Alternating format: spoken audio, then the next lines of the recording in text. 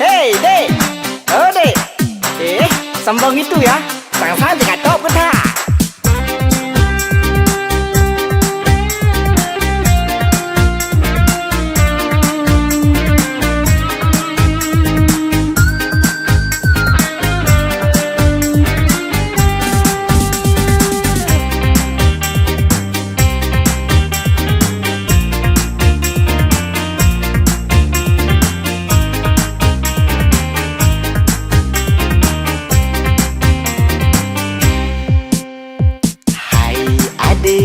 Cantik hidung mancung pakan sombong abang menghei.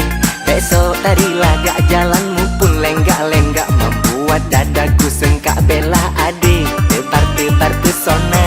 Hai abang, ente tengah tampan tapi sayang hana level. Kan tipe lentuan kepegaya keren-keren asal dompet kadang angin ke pusok tank. Bukan tipe sayang. Ini zaman modern perlu keren dompet pihan lia angin. Oh abang, bek cerita dongeng apel meja balon yang si tangin.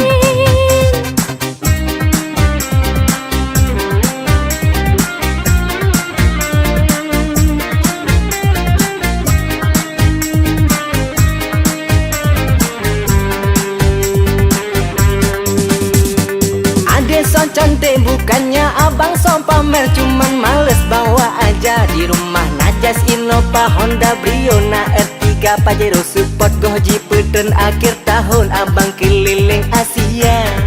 Poka abang. Abang sok tampan kuliah jurusan mengarang baklan dan hana limang pencerita yang menang-menang lantai penengan dung gombal karang baknan pi alasan mendum rentang usum-sum bayu sewa. Sorry dek, kan menan hai dek abang ini bukan gitu orangnya.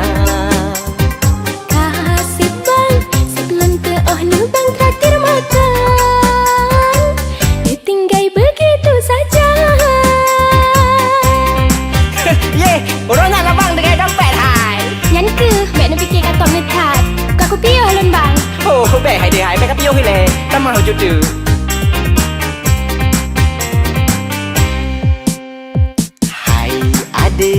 Cantik hidung mancung pakan sombong abang menghei.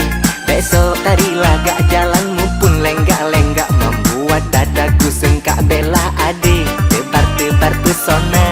Hai abang, ente tengah tampan tapi sayang hana level.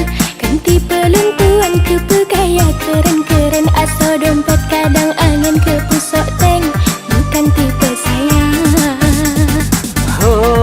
Ini zaman modern perlu keren dompet pihan lia angin.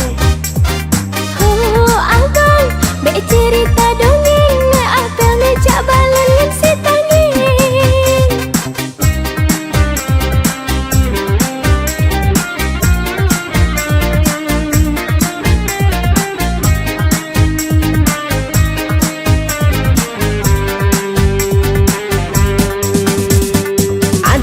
Cantik bukannya abang so pamer, cuman males bawa aja. Di rumah najas Innova, Honda Brio, na R3 Pajero Support, Goji Peden akhir tahun abang keliling Asia.